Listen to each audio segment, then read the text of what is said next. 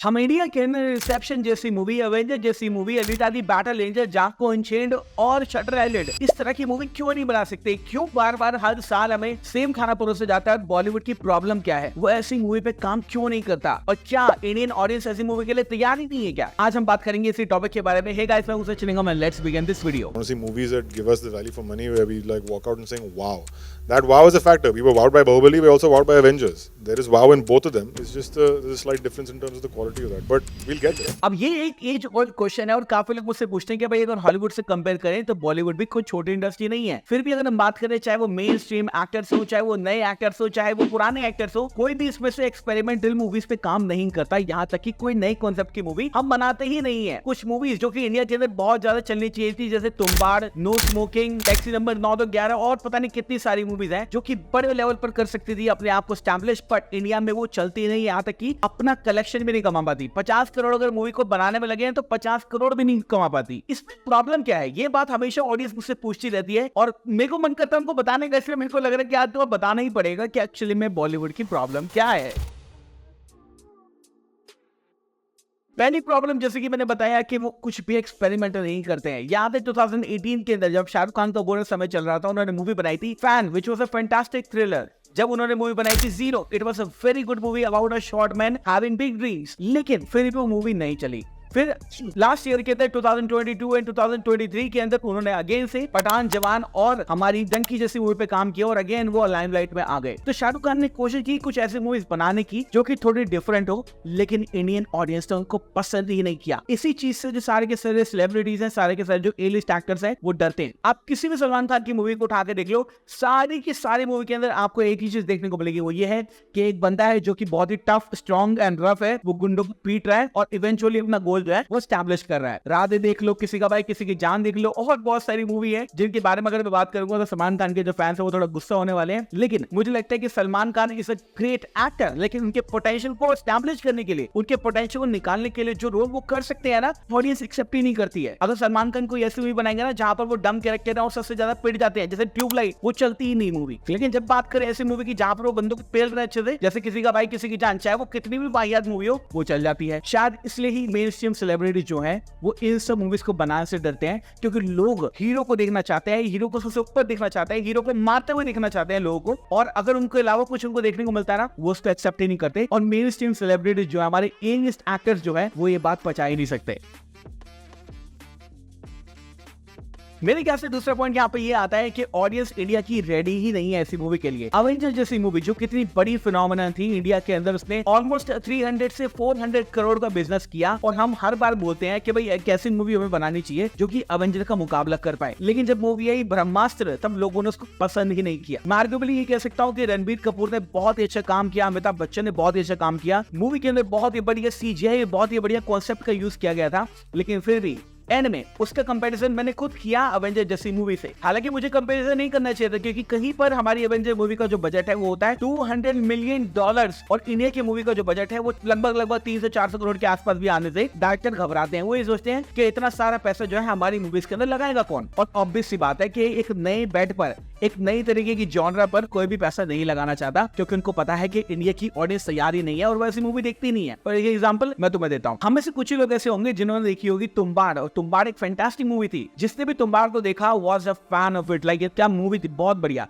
No smoking, अगर तुमने नहीं देखी है तो गो वॉच दैट मूवी, तुम्हें समझ में कुछ भी नहीं आएगा, but it's a fantastic movie. लेकिन अगर मेन स्ट्रीम लोगों से तुम बात करो कि तुम्बाड़ और नो स्मोकिंग जैसी मूवी क्या तुमने देखी है, they have no idea about it. उनको कुछ पता ही नहीं है इन मूवीज के बारे में, वो इन मूवीज के बारे में जानते ही नहीं है। तो लोगों के पास ये मेन स्ट्रीम मूवीज पहुंचती नहीं है, उनको पता ही नहीं चलता कि ये मूवी कब आई, कब चली गई, तो वो कैसे देखेंगे। साथ साथ अगर बात करें मेजोरिटी ऑफ द इंडिया की ना, तो मेजोरिटी ऑफ द इंडिया जो ऑडियंस है ना, वो हीरो को देखना पसंद करती है गुंडों को मारते हुए, क्योंकि इसी तरह का बॉलीवुड का जो सेंस है वो उनके दिमाग में पिछले 60 साल से फीड किया जा रहा है। धर्मेंद्र का जमाना हो, हमारे अमित जी का जमाना हो, चाहे आज की नई मूवीज देख लो, सलमान खान का जमाना हो, और जितने नए नए एक्टर्स आ रहे हैं, सबकी मूवी में यही है, स्पेशली साउथ की मूवी में, तो कि एक एक्टर है जिसके ऊपर गुंडों ने हमला किया, उसको मारना है। इसके एग्जांपल है सलार, और तुम्हारी जो जितनी प्रवास की मूवी है ऑलमोस्ट सारी की सारी, साहू वगैरह, सबके अंदर सेम चीज है, लोग पसंद करते हैं। और मुझे लगता है कि ये मेंटालिटी अभी तो चेंज होने वाली नहीं है, और इसलिए कोई भी डायरेक्टर, कोई भी प्रोड्यूसर, कोई भी एक्टर इतना बढ़िया रिस्क लेता ही नहीं है, क्योंकि उनको पता है कि इंडियन ऑडियंस जो है वो डाइजेस्ट ही नहीं कर पाएगी।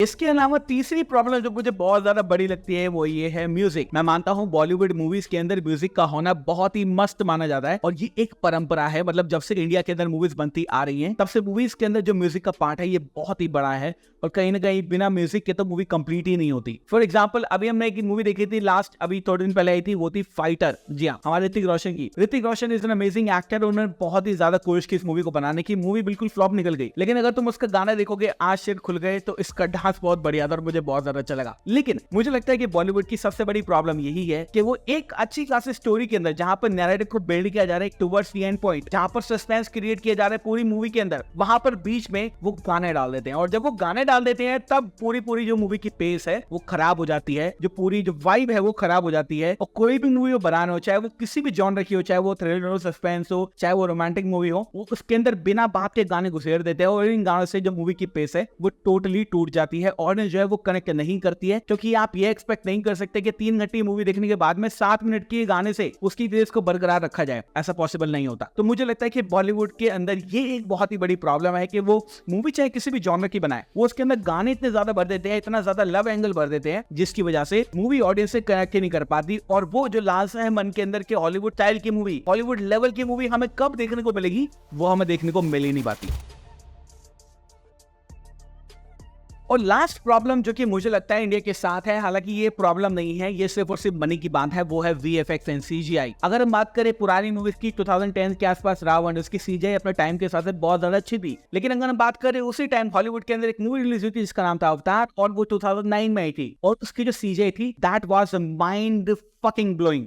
मतलब बॉलीवुड क्या कोई भी शायद कोई भी स्टूडियो उससे कंपेयर नहीं कर पाता। इंडिया के अंदर ये एक बहुत ही बड़ी प्रॉब्लम है कि मूवी के बजट को निर्धारित करने के बाद हम उनकी CGI के ऊपर काम ही नहीं करते। 2012 यानी कि 2012 में एवेंजर्स मूवी का जो CGI है आज की बॉलीवुड मूवी से भी बेटर है। यहाँ तक कि जो नई नई मूवीज आ रही है ना, जैसे अब आने वाली है कल की, उसका CGI भी कहीं ना कहीं उसके सामने फीका पड़ जाता है। हाँ, मैं मानता हूँ कि दोनों के बजट में बहुत ज्यादा डिफरेंस है ऑब्वियसली, लेकिन कहीं ना कहीं बॉलीवुड के अंदर भी ना CGI एक्टर्स को या फिर CGI जो आर्टिस्ट होते हैं उनको इतना पैसा दिया ही नहीं जाता कि वो दिल खोल के काम करें। अगर वो दिल खोल के काम नहीं करेंगे तो उस लेवल की CGI हमें देखने को मिलेगी ही नहीं, और जब वो देखने को मिलेगी ही नहीं तो उस तरह की मूवी को हम एक्सपेक्ट नहीं कर सकते। अब ऐसे अगर मैं बात करूं कि बॉलीवुड के अंदर प्रॉब्लम है क्या क्या और हमें बड़े बड़े लेवल की इंसेप्शन लेवल मूवी क्यों नहीं देखने को मिलेगी, तो भैया रात हो जाएगी, क्योंकि बहुत सारे पॉइंट है बताने के लिए। लेकिन अगर ये वीडियो तुम्हें अच्छी लगी हो तो लाइक कर देना और सब्सक्राइब कर लेना चैनल पर जरूर, और कमेंट करके जरूर बताना मेरे को, because I am reading all the comments. Comment करके जरूर बताना कि तुम्हारे हिसाब से बॉलीवुड के अंदर प्रॉब्लम क्या है, दिक्कत क्या है हमारी। Let me know in the comment section below. Thank you so much for watching this video. मैं हूं सचिन, मिलूंगा आपसे न्यू वीडियो के अंदर। Bye guys, take care, love you all and have a great amazing day.